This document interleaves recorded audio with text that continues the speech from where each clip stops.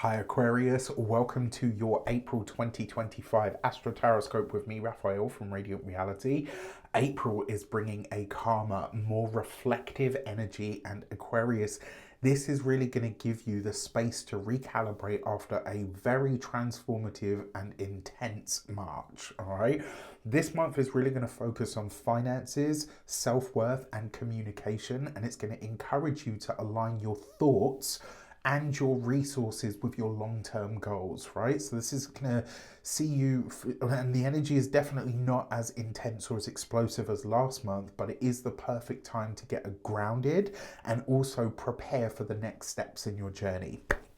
Welcome to my channel. I'm Raphael. I'm an astrologer, tarot reader, numerologist, and energy worker. For those of you that would like to know, I am using whole sign tropical Western astrology. For those of you that would like to know, and if I ever don't mention the dates or the degrees of the transits that I'm talking about, you will be able to find all of that in the description box below. If you'd like to book your personal session with me, you can do so on the link in the description box below. With that said, I would like to bless my decks of cards with all forms of love, light, peace, prosperity, and abundance. And I pray that the messages that come through are ultimately clear and concise, and they help you on your path to your highest vibrational good. So as many of you know, I am a fellow Aquarius, so this is relevant for me as well, and I am about to disappear.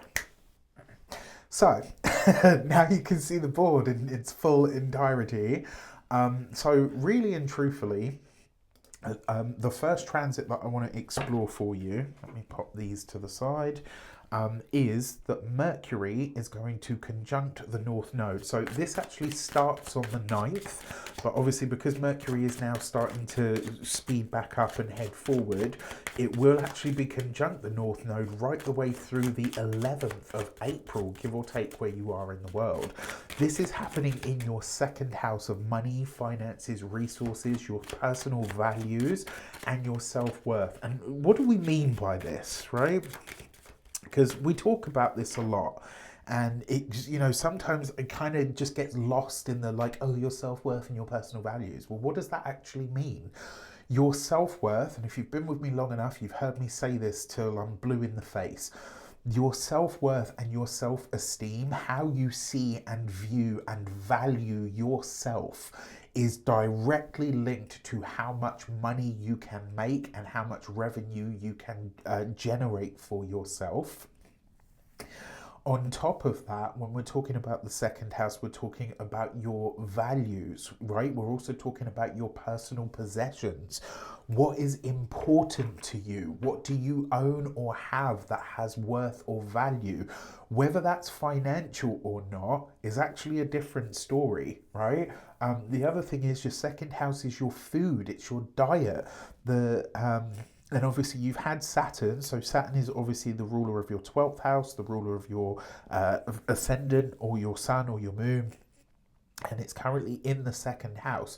Saturn is a restrictive energy. It can put limitations and boundaries on things, and in this second house, I would not be surprised if a lot of you Aquarius people have been feeling the pinch. If you've been feeling that money or finances are just that much more sort of harder to get hold of or harder to hold or to manage in some way. This is bringing, now obviously you will have been feeling that, but what we're talking about is Mercury, right? Now look, Mercury in your chart rules your fifth house of your self-expression, creativity, joy, romance, fun and pleasure, and also speculative endeavors. Mercury also rules your eighth house of other people's money, joint finances, resources, taxes, debts, loans, mortgages, big money, right? This is the money that you earn, the money that you spend, the money that you save. This is big money that you don't necessarily like loans, debts, mortgages, etc. Money that's not necessarily yours, but also money that can come to you through things like inheritances, tax rebates, all of that kind of stuff. Now, with that said, when it comes to your this transit, Mercury is communication, conversation, interaction, it's information coming into a conjunction with the North Node, which is an amplifying energy, and Mercury itself represents money. So something that you are hearing, a conversation that you're having, important news that you receive, or an important conversation that you have right now about a financial opportunity or a project of some sort that could really increase your revenue or your income. Alternatively, it could also be that this is a time that you reflect on what you truly value, right? You might have a conversation with somebody that shows you what is actually important to you financially, materially. And this could also help you align with, on a more personal level, fifth house self-expression. Maybe you start to get really serious about how you express that, or more importantly, how you use your money through or with your personal business or in speculative endeavors, maybe around investing, right? This could be some really important information that comes in. Obviously, it's in the sign of Pisces, so you want to listen to your intuition and really pay attention to what comes up, because it's guiding you towards a greater sense of stability and also, material and financial abundance. You're going to have to have the strength and the courage to go after this, potentially even to fight for it. And you may also come into a time where you start to realize what you need to let go of in order to have that financial abundance. Honestly, this to me, when I look at this on the screen as opposed to looking at it from this angle, what it really says to me is you've got to have the courage to let go of the poverty or the lack mindset, and more importantly, you've got to have the guts and the wisdom to go after and fight for the opportunities that present themselves, right? Whatever past experiences you've had, you can't really afford to hold on to that at this moment in time. You've got to go for it. And if that means getting rid of the self-doubt, letting go of the negative self-talk, if it looks like you being really honest with yourself about how much time you obsess over how things can go wrong instead of focusing on how things go right, this is the time to do that. I would say as well, based on this triplet and this combination, I am seeing, I think by the time, it's not even just about this transit, this actually is a message for further beyond that. Between now and, I would say, probably the summer solstice, the transformation that a lot of Aquarius people are going to go through on a physical bodily level is going to be insane, right? So I'm intrigued to see how that plays out, because obviously, as you know, I too am an Aquarius. I'm an Aquarius Sun and Mercury. On the 12th of April, so you're going to have to imagine this one because I don't have a Chiron glyph. I think I'm going to might have to make one. So you've got the Sun at 23 degrees coming into a conjunction with Chiron at 23 degrees of Aries. This is happening in your third house of communications, conversations. Now, the Sun for you, that should be there. The Sun for you rules Leo, right? Well, the Sun rules Leo for everybody, but for you, Leo occupies the 7th house. So the Sun's the ruler of your partnerships, whether those are personal, professional, or platonic. And it's meeting Chiron in the 3rd house of communication, learning, and also local connections. It's quite possible, because third house people are neighbors, siblings, and cousins. It could be that a really powerful conversation that you have with a sibling, a neighbor, or a cousin, right? Or maybe one that you're very close to, because the Sun obviously rules that 7th house. You could have a really powerful conversation around partnerships, around healing of wounds when it comes to relationships and or studying. If you've ever felt misunderstood or hesitant about sharing your true thoughts and feelings, this is a really powerful moment for you to heal those fears. Remember, Chiron is the wounded healer, but it reveals to us where we have profound strength and ability as long as we do the healing work. This vulnerability is your superpower now, Aquarius, right? Be open and honest in your communication, because doing that will lead to a breakthrough in your relationships and also with your self-confidence. It's like you're finding new ways to speak your mind or to say what it is that you really want to say. And maybe you're even doing this in a new arena. Remember, the third house is, although the 11th house really is social media, on the daily level, your Instagrams, your DMs, your Facebooks, your TikToks and stuff, they're so commonplace nowadays that the third house is a social media house. This could be, maybe you decide to, go in a new direction and start a new profile somewhere, and you just start sharing stuff just because it feels good. Maybe you start a podcast, like whatever the case might be. It's like you're finding a new way to say, okay, yes, this feels scary or whatever, but I've got to say this out loud so that I can start moving forward. You might find that, as I say, a sibling, a neighbor, or someone in your close environment might play a really key role in your healing journey at this time. For this, you've got the Ace of Swords, you've got the Hanged Man, and you've got the King of Cups. So this person, very likely to be a water sign male, Pisces, Cancer, Scorpio. You've got this with the Ace of Swords. This is somebody helping you see and using words to find clarity at a really deep level. Something that has been a factor of holding you back, to stop you expressing your truth, or hold you, like where you've held yourself back too tightly in some way. This could really be coming forward now in a big way, and it sees you better able to tap into your intuitive faculty or even your creativity, because you're no longer holding on to the baggage that's stopping you from getting ahead. On the 15th of the month, we have a grand water trine. Now, I don't usually use the moon for transits because the moon moves so quickly, but this was such a beautiful grand water trine that I was like, no, I have to look at this.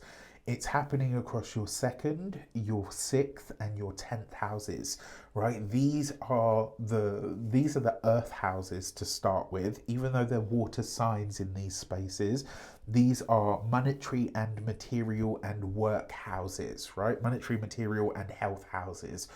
This is a harmonious energy, because even though the moon is in its fall in Scorpio and Mars is in its fall in Cancer, Mars is in the moon sign and the moon is in Mars's sign, because Mars is the ancient ruler of Scorpio. That's what we call mutual reception. So they're really speaking together in harmony. And then to anchor all of this, we've got Saturn, who is your ruler and the ruler of your 12th house, in the 2nd house, bringing a new sense of emotional stability, right? Mars trine Saturn is the most emotional stability that you can get, especially when it's in the water signs. Because of this trine and it's also trine to Mercury, it's also trine to Venus, it's also trine to the North Node. So something is being activated here in a really big and really powerful way that sees you able to tap into maybe some kind of inner fortitude to really realign your values and your self-worth with a greater sense of action when it comes to what you do on a daily level that leads to really wonderful results in your career, right? So it's a time to align your ambitions and your daily habits. What you want the world to see of you needs to match the action output that you're putting in at this moment in time. You might find opportunities for growth and stability are coming through consistent effort, but also through emotional clarity. Trust your instincts at this time. Your intuition is going to be on fire right now. Excuse me. And also, this could really bring a lot of solutions that enhance both your finances and also your overall well-being. The trine is supporting collaborations in the workplace. Mars for you rules your third house, but it also rules your career. So there's definitely a work thing going on there. The moon for you rules your sixth house, so there's definitely something with work going on there. And then you've got all of these planets that rule your first house and your 12th house. Basically, the whole chart in some way, shape, or form is being lit up by like a Christmas tree, right? Like, so this is a really, really powerful time, and it's a new financial beginning in some way. You got the Four of Cups, good things are coming, don't knock it. You got the Ace of Wands, action is required, and the Six of Pentacles. In order for you to change your financial destiny, you are going to have to trust like never before, and you are going to have to act and work in ways that you never have. All right, this is, you know, when they say like to have what you've never had, you've got to do something you've never done. That's the epitome of that. On the 18th of the month, we've got Mars moving back into the sign of Leo, into your 7th house of partnerships, reigniting your passions and energy in relationships. And these are all across the board: personal, professional, platonic, contracts, one-to-one interactions. It's bringing a fire into that area, and it's going to encourage bold, confident action to strengthen your one-to-one connections, and also potentially, if you're a business owner like me, your one-to-one offerings and services. Mars also rules your 10th house of career, remember what I was saying, and your 3rd house of communications. So it could manifest as a collaboration or a partnership that really supports those long-term sort of goals when it comes to the career. You might also feel really driven right now to take the lead in a relationship, to be the authority, or to step forward in a big way. Maybe even to cut off or release, that's Mars, right? Cutting, severing, removing, releasing any greater sort of any of the tensions that sort of create, in order to bring like a greater sense of balance or ease in. Be careful with being impatient.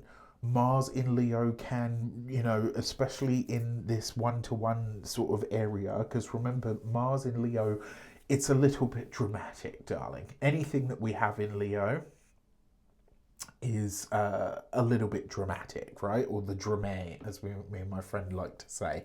So that's something to consider. Use this positively or consciously to build bridges, set boundaries, and to assert yourself in a way that aligns with your values. For this, you've got the Knight of Pentacles. Slow and steady is going to win this race, Aquarius. With the Three of Cups, that's a trip, as in a literal trip down memory lane. I think some of you are going to take a visit to a place that you've been before, or a place that you either really miss, a place that you maybe really loved once before, that you have lived in previously. It could be a reconnection of some sort that just absolutely blows your mind. For a lot of you, this Mars coming back into this 7th house, I wouldn't be surprised if a lot of you reconnect with an old partner. Maybe you interact with somebody that you haven't seen for years. Maybe this is the one that got away. It could also be somebody, for some of you, not all of you, but for a few of you, if you're single, this could see you turning a somebody that you work with into a partner or a lover, or something along those lines. Obviously, they would have to live near you for that to be a possibility, right? Also, because of the way that the cards have come out and what we're talking about, this could also be a business partnership where you are reconnecting or reuniting with an ally, and the monetary results or rewards from it could be absolutely amazing for the pair of you. So I love this. And then finally, the last one that I want to look at is Venus is going to conjunct Saturn in the 2nd house and the North Node. Saturn's a 30-year cycle, Venus is a 19-month cycle, and the North Node is an 18 or 19-year cycle. Do the math on how rare that is, right? That they would come together all in your 2nd house of money, values, self-worth, your personal possessions, your food. For a lot of you, this is going to be a change in diet. For a lot of you, this is going to be a change in your diet, what you're eating, how you're eating it. I think that this month is going to kick something off for a lot of the Aquarians, and I think a lot of you are going to go through some kind of really big, very powerful physical transformation of some sort. And I say that because Venus is the aesthetic, right? Saturn rules your first house, or your sun or your moon, so it represents you or your body. And the North Node is a fated action, a fated change of some sort. Saturn's influence is going to say, like, this is a long-term thing, right? You're restructuring your future in some regard. It's not going to happen overnight, but this is you really needing to create a secure foundation for your future. Venus is really softening Saturn here, but it's bringing opportunities for financial growth, also for creative collaborations that align with what your values are. Venus for you in your chart rules your, where are you, Venus? Your fourth house of your home, family, property, but also your deep emotional self, and also rules your ninth house of your higher goals, vision, your higher mind, wisdom, and philosophy. And because the ninth house is also foreign travel, foreign cultures, etc., it's quite possible that somebody that represents those things could be a part of this change that you make. You might also find as well that you're like, whatever you're building now, it requires a lot of patience, a lot of commitment, but the rewards are going to come, and they will come over time, and they will be 100% worth it. The North Node adding this like fated quality to this whole thing suggests that maybe right now the decisions that you're making around your finances and your self-worth, or even like your resources, are going to have long-lasting effects. Whether this is budgeting, whether it's investing in something meaningful, redefining your relationship with money, trust that you're laying the groundwork that is really going to create lasting abundance. For this, you've got the Temperance card, healing at a really deep, at a soul level, right? With the Six of Swords, money will definitely start to improve for you this month. And then you've got the Moon card. For whether this is figuratively or actually, a lot of Aquarius people will be taking trips down memory lane this year, this month. Another way that this could also show up is that you are traveling in regards to being a part of somebody else's healing, or playing a supportive role while somebody goes through a difficult process of transition. And it's quite possible that you could be traveling abroad to do this. Not a guarantee, but definitely a possibility. On the 13th of the month, you're going to have a full moon in your ninth house, highlighting travel, foreign affairs, you know, things like visas, signing up to university, all of that kind of stuff. Your ninth house is also coaches, mentors, gurus, people that you interact with on that level, you know, that teach you in some way. Ninth house is also legal matters and proceedings as well, so there could be something unfolding there. And for this, you've got the gate 17 and opinions. This is, you know, that saying like lions don't lose sleep over the opinions of sheep. This is that message, right? Whatever somebody else's opinion is, that's their opinion. And as Mama Roo likes to tell us, right, what other people think of me ain't none of my fucking business, right? You keep your opinions of me or what I do or who I am or whatever to your damn self, because I ain't interested in hearing what they are. On the 27th of the month, we will have a new moon in the sign of Taurus, which is in your fourth house of home, family, property, and real estate. And for this, you've got the gate 11 and ideas. I think this comes from a very emotional place, and the message behind this card is that you're oh my gosh,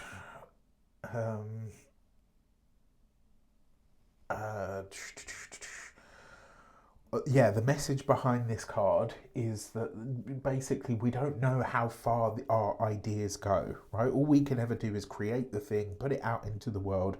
Who it resonates with or touches is who it resonates with or touches, but that's not down to us. This is really to say that whatever seeds you're planting at the time of this new moon, they will go very far and they will go very wide, and they quite possibly could turn into something way greater than you ever envisioned or imagined. For a lot of you, I think, and because it's not an eclipse, But I do feel like this might create some kind of situation around a living situation, or even potentially trigger a move. That won't be for all of you, of course, but for those of you that are in such a place, etc., this could absolutely do that. With that said, I wish you an abundance of all of that good stuff. Have a fantastic month. Let me know in the comments how it shapes up. Take care, and I'll see you soon.